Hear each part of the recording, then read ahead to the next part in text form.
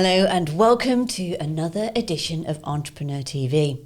However, it is slightly different today. I know that we deal with businesses, but one of my passions is charities. And this one has to be in my top 3. It's Redwings.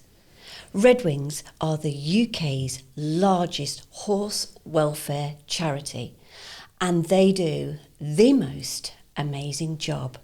And we today have been joined by Jude from Redwings. Thank you so much for taking time out to come and tell us all about Redwings. It's a pleasure. And the amazing work that you do. Oh, thank you very much. So first up, how did Redwings start?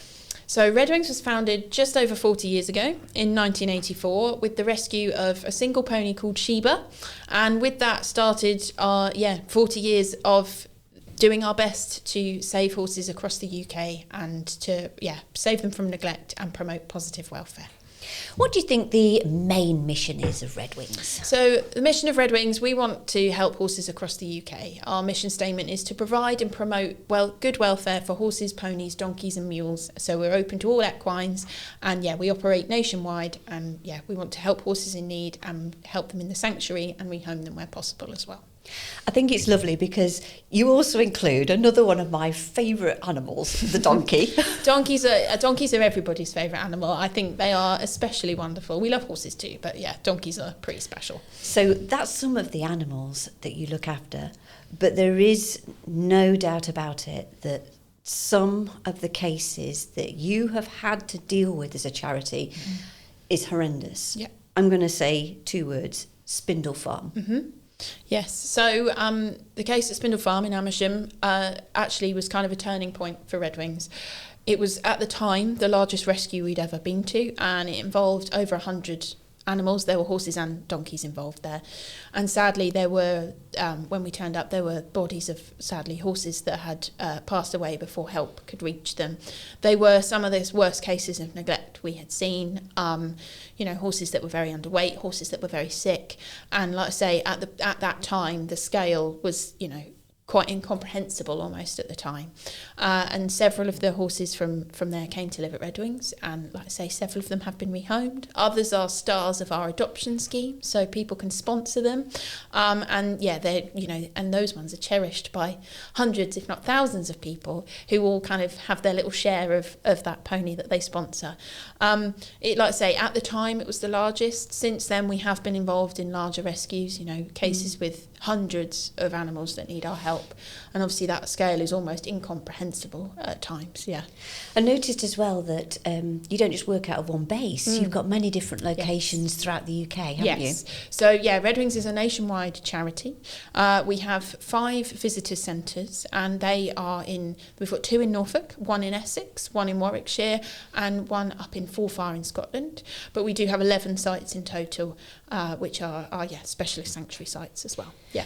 Just how many horses do you have in your care at the minute, would you imagine? So Redwings is responsible for about 2,000 horses. Wow. So about 700 of those are currently out in what we call guardian homes. And so they've been rehomed via our rehoming scheme, but they still belong to Redwings. We rehome on a long-term loan basis. So they've always got that place of safety to come back to if their guardian's circumstances change.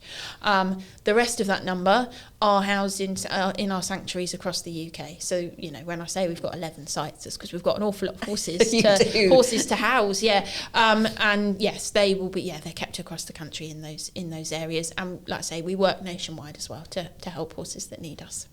I mean, horses are wonderful creatures, but they take a lot of care. They certainly do, yes. What does a typical day look like for you? Well, a typical day at Redwings, I don't think there is such a thing as a typical day, which is a sort of classic cop-out answer, but our work is so varied. So we've got multiple teams, all with very different skills. But, we've got our own in-house veterinary team, and their day will start with coming in, seeing what has been reported, the horses that are currently in their care at our horse hospital. Some of that might be for routine procedures like dentals. We've also obviously got farriers that are constantly going around. There's a lot of hooves to trim if you think of that, all of that times by 4. So there's teams doing that, our rehoming teams on a day-to-day basis will be assessing horses, deciding what sort of home they may be suitable. Are they suitable to be ridden? Would they be suitable for a companion home? And they'll also be doing daily training sessions with them. Then you've got our behaviour team, who are specialists in rehabbing horses that have come in that are very nervous, perhaps, or unfamiliar with human contact. So the training sessions there will be teaching horses the very basics, like, positive association around humans, wearing a head collar, having their feet picked up, the basic things that horses need so we can look after them safely.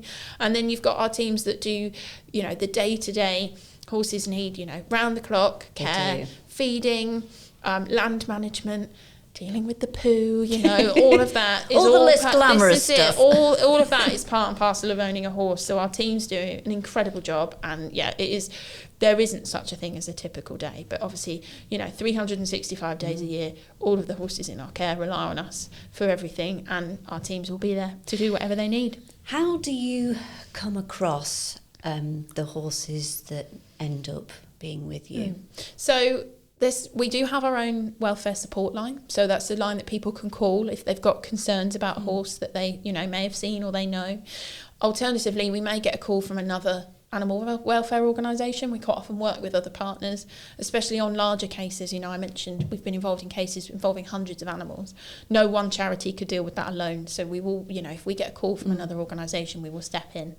The call can come through to us. We've then got our own field officers, and they will go out and have a look and respond to that call, assess what action may be needed going forwards. Could they work with the owner? Is it something that the owner just needs a bit of guidance and a bit of support? Or is it something that's a more serious case of neglect? In which case we would have to look at getting potentially the police involved, because we may be going down the route of seizing an animal under the Animal Welfare Act. Yes, they can come to us for a variety of different ways. And Redwings does specialise in unhandled horses, what we call semi-feral. So these ones that haven't really known human contact, because we've got our specialist behaviour team to work with those animals. And we also will take in quite veterinary complex cases. We've got our own welfare vets who are so experienced in undoing, unfortunately, the damage that neglect can bring. So if there are horses with particularly complex needs, Redwings is quite often, the home that they can count on to, try and do our best to get them back on their feet. When a horse first arrives with you, or a donkey, what is your process of looking after them? So, to start off with, we've got our own horsebox drivers, transporters, two very experienced, they are so experienced at what they do, and from the moment we pick them up, we want them to know humans as, we're trying to help them. So that first journey is really important. We want them to be comfortable, we want them to be relaxed, and we want to make that as positive an experience as possible. We then bring them into our specialist quarantine centre, which is a completely separate site, and that's because obviously we don't know if these horses may be suffering from an infectious disease, and we have to protect our other horses as well. So they'll go into that specialist centre, and that's where our vets will assess them. And quite often there's emergency care that can happen, within hours of them arriving. Our vets can get them the care that they need, whether that be pain relief, sometimes emergency dental care if they're struggling to eat, things like that. And from there, the team there are very experienced in assessing the horses as they settle in to kind of work out what's the next step for them and what, how we can help them going forwards.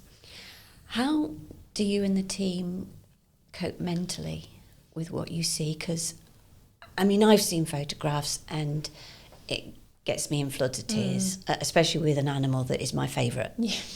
So I cannot imagine what you have to see and how you deal with it. I think for me, it's weird to say, I've been lucky enough to go on some of these trips where I've seen our welfare team in action, and they are such a fantastic team. And crucially, I think the main thing is we support each other. We are quite a tight knit bunch at that kind of thing, and some of that team are incredibly experienced, and they will offer, support and kind of guidance. And our vets are very good at, explaining things, because I think it's really important that we, we understand what we're doing. And after, what we can see is really harrowing, and nobody wants to see that. But thankfully, we also see the happy side of it too, and we know that we can. With thanks to our supporters and all their donations, we will do our absolute best to help these horses, and whatever that outcome is, you know, we've taken them from a place of suffering, and even if they only know kindness for a short while, we've made their life better for that time, and that's why we do what we do. And you do it brilliant. What I want to now talk about is how you fund your work, because you know, I think it's lovely when you show so much on your website, in particular in your blog, of the journey of these animals that you care for. You know, but how important is the fundraising part? It's 100% important. We are 100% funded by donations. We don't receive any government funding or anything for the work that we do. So yes, we run a series of kind of fundraising campaigns. We also have 5 visitor centres, and they're a really huge part of that as well, because people can come, spend some time with us, meet the horses, have a slice of cake in the cafe, buy something lovely in the gift shop, and it all adds up. And we have our adoption scheme, which is a sponsorship scheme. So people, like I say, they can sponsor a horse for just £2 a month. You can have a sponsored horse to call your very own, and that is a huge part of our fundraising, because that builds that relationship where people get to know the horses. The horses write them letters. They're very clever. They are very clever.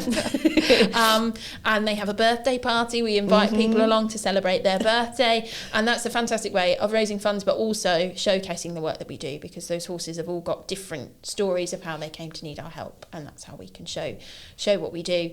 But yes, crucially, we are 100% funded by donations, and we are currently, you know, we're doing a Ready to Rescue campaign appeal at the moment that is all talking about the work that goes into our kind of frontline welfare services, to show people just how their donation, it changes lives. There is, you know, there's no two doubt ways to say it. Yeah. I have adopted Zippy. Now, Zippy, when I was looking through all the horses that I decided I was going to adopt, I thought Zippy's probably, me and Zippy would get on well. Yes, I think so. Yeah, Zippy is a very charismatic, handsome chap. He is from the Spindle Farm rescue that we've discussed. He's a Gelderlander, which is actually quite a rare breed in the UK. Beautiful chestnut horse, and he was one of 3 that were rescued, and they were Zippy, Bungle and George. And he's very handsome, and he knows it as well. He does. He knows how to work the crowd, and he knows how, you know, he is a popular chap, and it's easy to see why.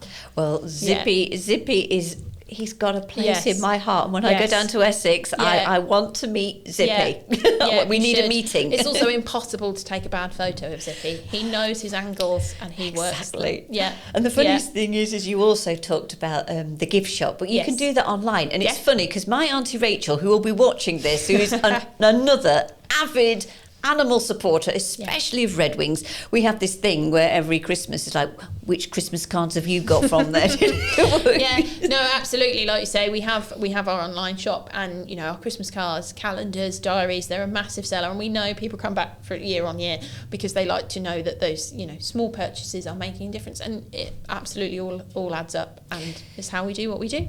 You've talked a little bit about the visitor centre, but you know, people can come and visit the horses and see them, can't they? Yes, we are completely free to visit, free parking as well, and we're dog friendly, family friendly.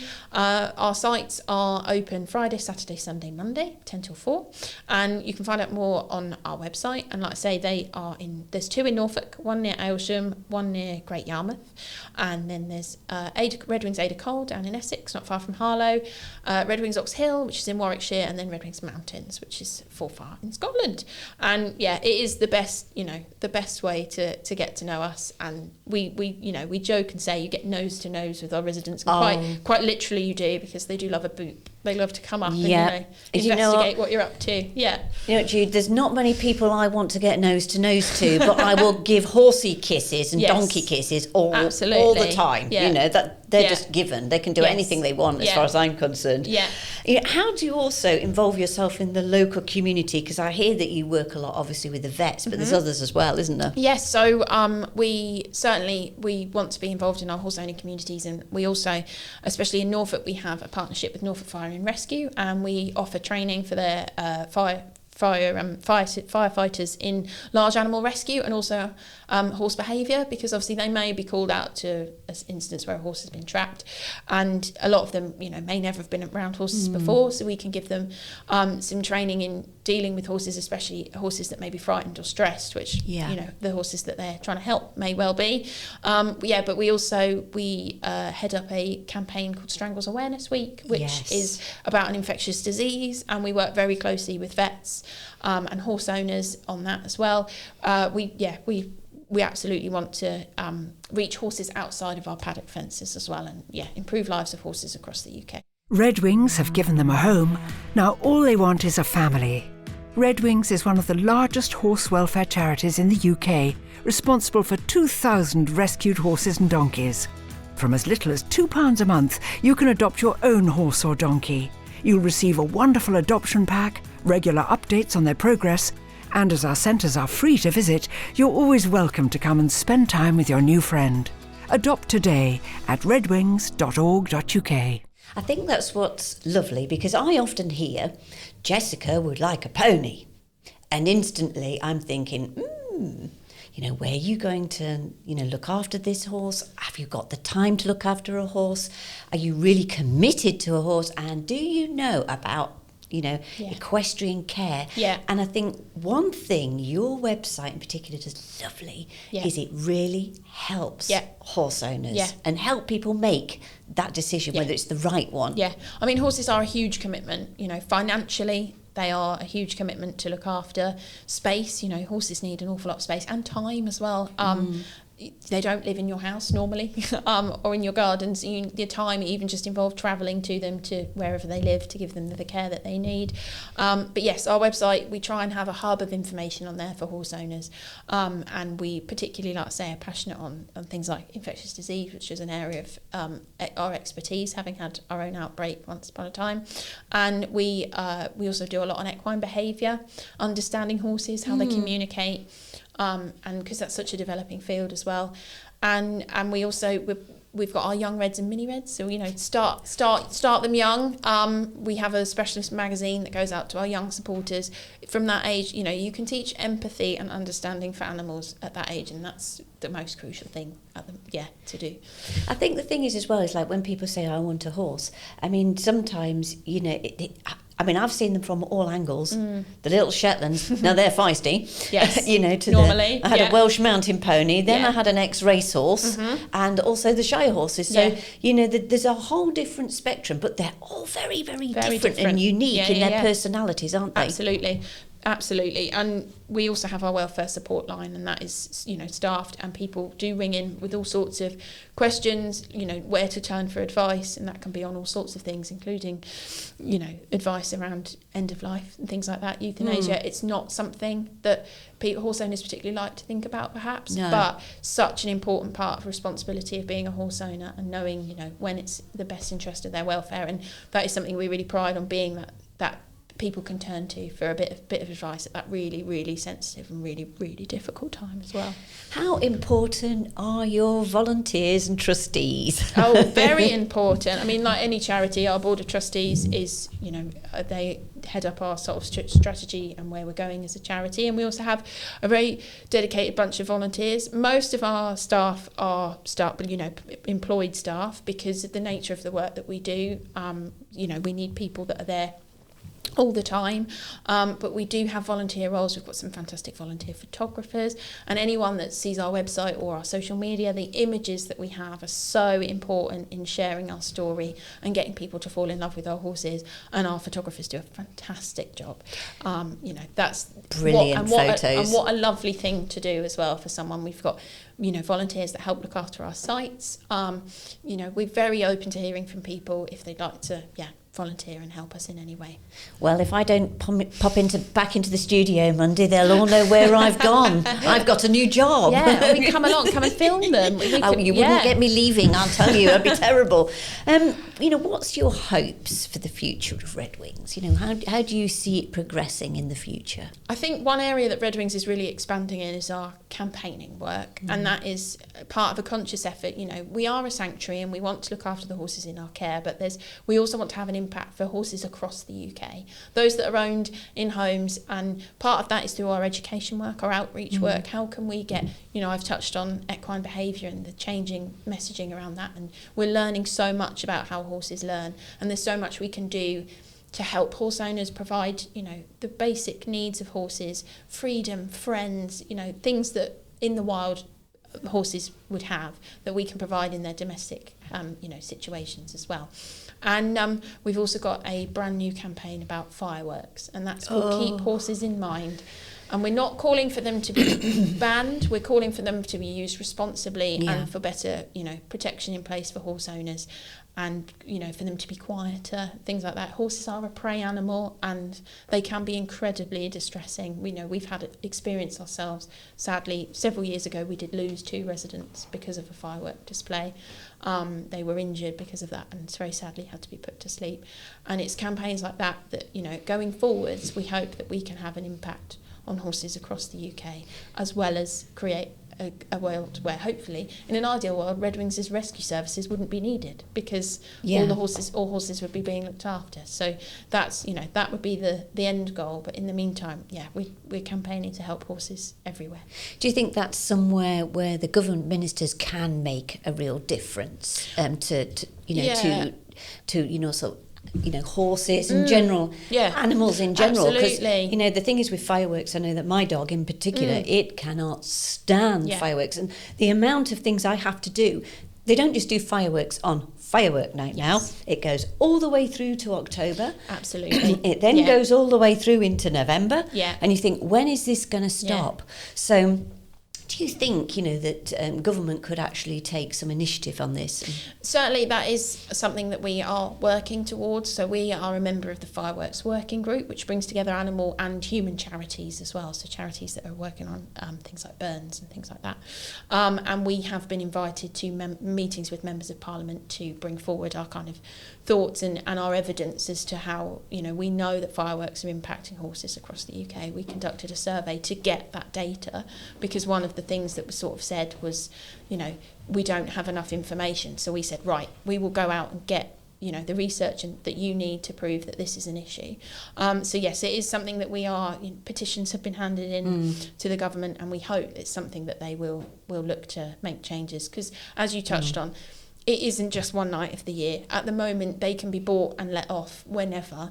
And for horse owners, it can be incredibly difficult because there is only so much you can do to protect your horse. Yeah. If they live, outside and your neighbour chooses to put fireworks, you can be incredibly limited in what you can do to actually mitigate their impact. Yeah. And it is important because I have a friend who's in dressage and she has a whole plethora of horses. I mean, I don't know how many she's got. And she finds herself almost sleeping in the stables to calm them down and to protect them. And, this shouldn't be happening for a month and a half. Yes. And I will go on record and say it shouldn't be happening. No, this is, we've had people get in touch who, in 40 years have never been out to celebrate New Year's Eve because they've had horses and they daren't leave them. Yeah. Like you say, around bonfire night, they're up there every night because they're so worried about them. We've also had stories of horses that have sadly been killed and people that have been injured in trying to help their horse. Horses are a large animal and there is only so much you can do to calm them, and so we are putting it forward that it is it's a risk to both horse and human. You do such an amazing job. Thank you. And I want to just turn a little bit now to maybe where I think the Redwings could really make a difference in the future. Because, you go abroad and you see so many donkeys and horses mistreated. Do you think ever Redwings would maybe even move a little bit from the UK and go further abroad maybe one day and look at, to help those animals abroad? Yeah, I mean, at the moment our charitable remit is the UK, and that is, something that we have via the Charity Commission and things like that. That is our charitable purpose. But certainly we do work with colleagues across the US, especially with our campaigns work as well. we've been involved with colleagues in Sweden and Spain who've seen what we're doing over here, and they're like, can we have in our country as well? So it's certainly, some of our vets have offered support to colleagues across the globe. So we absolutely, we try, but as our aim at the moment is the UK, and there are fantastic organisations that we do work with that are doing fantastic things abroad as well. That's so good to hear. And also, you've got some great ambassadors who've joined Redwings, haven't you, just? Yes, very much so, yes. So Jo Stockdale, who is a leading show jumper. And just recently, we have also announced our latest ambassador, who is Olivia Bowen, who is a TV and social media personality. And that's a beautiful one because she, used to come and visit Redwings Ada Cole, which is our Essex site, as a little girl. And now she cannot be more excited to be coming back with her own little boy and her bump because she's having a baby. And she's also a Zippy fan. You've got something in common. Olivia, am I in competition with you? He's been wooing people all over them. I told you he's handsome. He can't help it. Yes, and these are a fantastic way for us, for our charity to reach new audiences, basically, and they're all very kindly donating their time. They just want to help us, and Olivia, like I say, Olivia's is beautiful, and she just wants, her connection is beautiful, and she just wants to bring people in to see us, and she's got 2 of her own horses as well, so she's a very knowledgeable horsewoman. She knows her stuff. Yeah. Hands off Zippy. Well, I now want to give you some quick fire questions to end. Yeah. This is a fun one. What's your favourite breed of horse? My favourite breed of horse, I would have to say a cob. We are quite cob heavy at Redwings. We have a lot of cobs, and they are my favourite. They're beautiful hairy feet, hairy moustaches. They've just got hair growing out of everywhere, basically, and quite often not the tidiest looking, and I can relate. They are my favourite, and they tend to be fantastic personalities as well. Quite often, quite goofy, quite. You just want to cuddle them all day, basically. And they do that lovely thing where I find with cobs where they drop the bottom lip. Droopy lips are the best. Yeah, that and just whiskery kisses, because they're little moustaches, and they just like to give you a little.